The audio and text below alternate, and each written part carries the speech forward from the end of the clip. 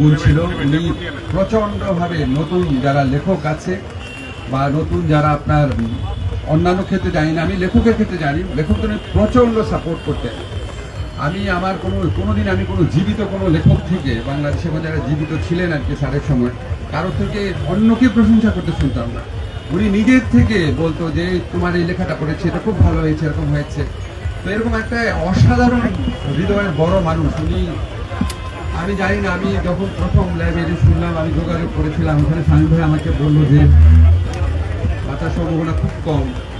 তারপর প্রতিনিয়ত দোয়া করেছি সবাই। আমি জানি না কেন ওনার মতো একটা মানুষ আপনার কেন আরো অনেক বছর বেঁচে থাকলো না। যাই হোক, ওনার আত্মার মাগফিরাত কামনা করে আল্লাহ যেন ওনাকে ভালো রাখেন। আমাদের অনেক বড় একটা ক্ষতি হয়ে গেল। ভালো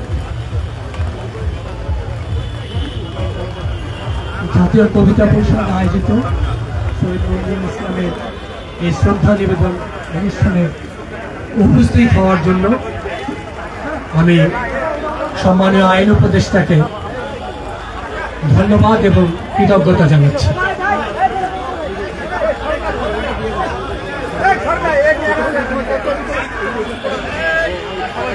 ইতিমধ্যে আমাদের মধ্যে উপস্থিত হয়েছেন সম্মানীয় পরিবেশ উপদেষ্টা স্যার ডক্টর রেজাউল হাসান। শ্রদ্ধা নিবেদন করছেন পরিবেশ উপদেষ্টা সৈয়দা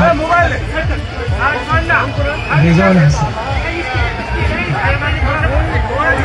আমি সম্মানীয় উপদেষ্টাকে অনুরোধ করব স্যারের উদ্দেশ্যে কিছু বলার জন্য।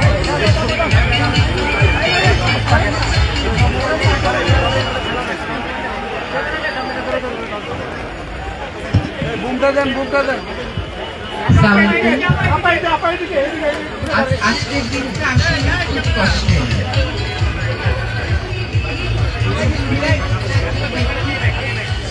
একজন শিক্ষক, একজন লেখক, একজন বিশ্লেষক আমাদের মধ্যে থেকে চলে গেছে। ওনার সাথে আমার সম্পর্কটা কিছুটা পেশা কেন্দ্রিক হলেও বেশিটাই ব্যক্তিগত। উনি এবং আমি উভয়ই সিলেটের মানুষ। মঞ্জুর ভাই এমন একজন মানুষ যাকে সবাই সম্মান করে, তার জ্ঞানকে, তার প্রজ্ঞাকে আমরা সবাই সম্মান করি। উনি বেশ কয়েকটা পরিবেশ বিষয়ক ইস্যুতে আমার সাথে একসাথে কাজ করেছে। অনেক বিবৃতিতেও আমরা একসাথে স্বাক্ষর করেছি, আবার এমন অনেক বিবৃতিও ছিল যেখানে উনি আমার সাথে একসাথে স্বাক্ষর করতে চান নাই, কারণ ওনার একটা ব্যক্তিগত অবস্থান ছিল, সে ব্যাপারে উনি খুবই স্পষ্ট ছিল। ওনার যে অবস্থান, এটা কোনো ব্যক্তি স্বার্থ কেন্দ্রিক অবস্থান ছিল, এটা তার একটা বিশ্বাসের জায়গা থেকে ছিল। কোনো কোনো ক্ষেত্রে কোনো পরিবেশ আন্দোলনে যদি আমাকে উনি দেখতে না পেতেন, দু একবার এমন হয়েছে যে উনি আমাকে ফোন করেছে, তুমি এখানে নাই, যে এটা কে কোঅর্ডিনেট।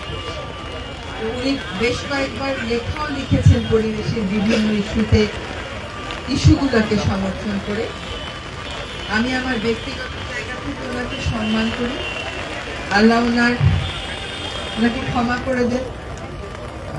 আমরা সবাই দোয়া করব ওনার রুহের মাগফিরাতের জন্য। ঢাকা বিশ্ববিদ্যালয় তার শ্রেষ্ঠ শিক্ষকদের মধ্যে একজনকে আজকে হারালো। ছাত্র সমাজ তাদের শ্রেষ্ঠ শিক্ষকদের মধ্যে থেকে একজনকে আজকে হারালো।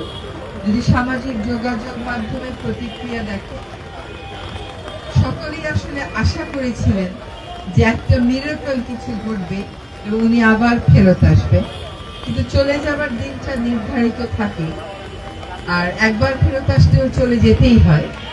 সম্মানজনকভাবে ওনাকে আমরা বিদায় দিতে পারছি।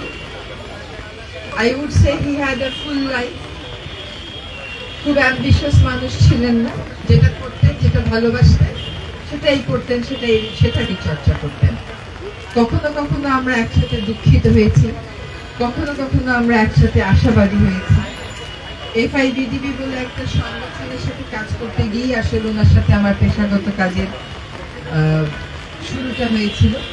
আমি আজকে শ্রদ্ধা ভরে তাকে স্মরণ করছি এবং মঞ্জুর ভাইকে যতবার স্মরণ করব সবসময় ইতিবাচকতার সাথে আর সম্মানের সাথে স্মরণ করব। আল্লাহ ওনাকে কবুল করে নেই, আল্লাহ ওনাকে বেহেশত নসিব করুন, ওনার পরিবারকে এই শোক সহ্য করার তৌফিক দান করুন। সকলকে ধন্যবাদ।